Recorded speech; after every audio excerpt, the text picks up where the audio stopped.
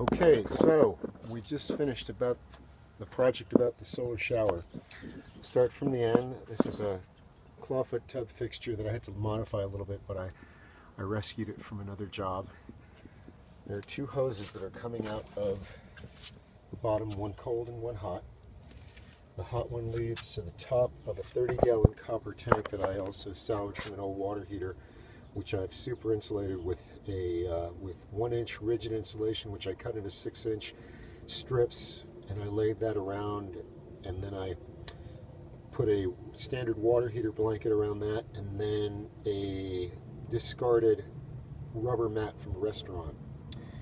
What you're looking at is a solar-powered pump which runs directly off a solar panel through these two wires.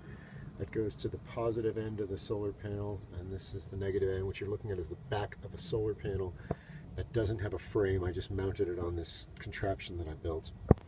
This is the back of a hose which is coming out of the center of the coil of 200 linear feet of 3/4 inch rubber black hose.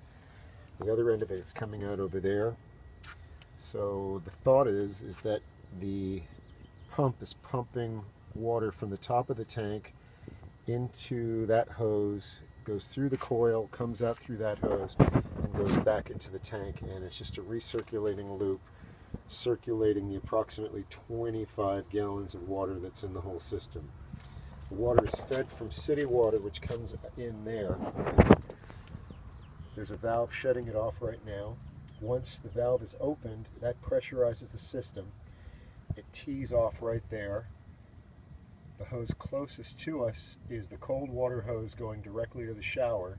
The other half of the tee goes into the bottom of the tank. So when you turn that valve on, city water sends cold water into the bottom of the tank, and then the hot water comes out at the top of the tank there, and that goes to the shower. Don't know if it's going to work. So for the rest of the system, going around here through the garden,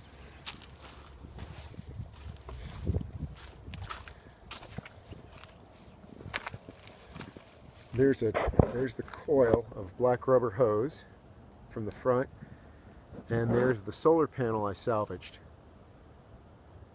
I think it's probably about a 30 or 40 watt panel, so that's probably way too much to drive that little pump. But we'll see. Okay. More later. Let's see if it works.